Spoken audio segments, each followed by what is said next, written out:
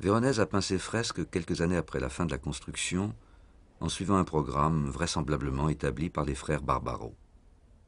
Y figurent les thèmes favoris des humanistes italiens de la Renaissance, Dieu, déesse et muse.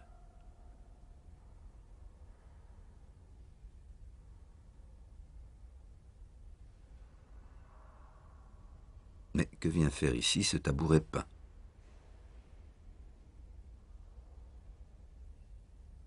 Cette tête de chien. Ce chat.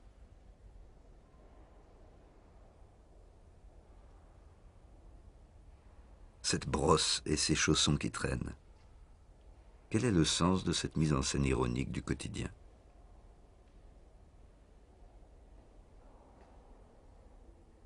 C'est un jeu qui vise à abuser et à amuser le visiteur.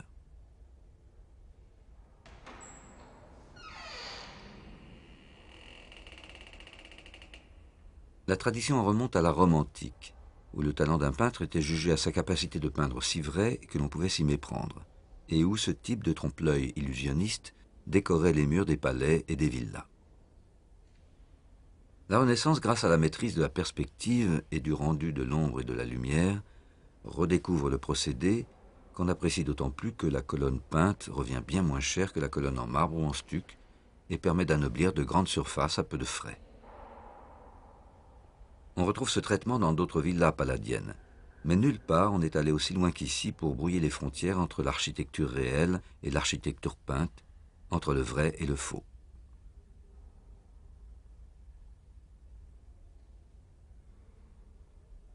Faux, ce portrait de famille peint en fausse perspective, à moitié caché derrière une fausse colonne.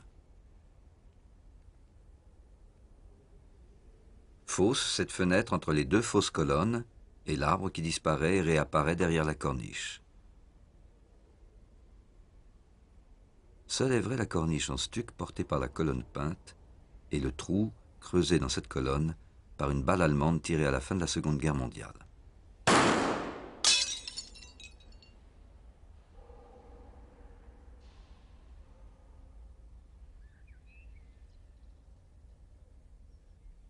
Dans le texte qu'il consacre à la villa, Palladio ne dit pas un mot de ses fresques.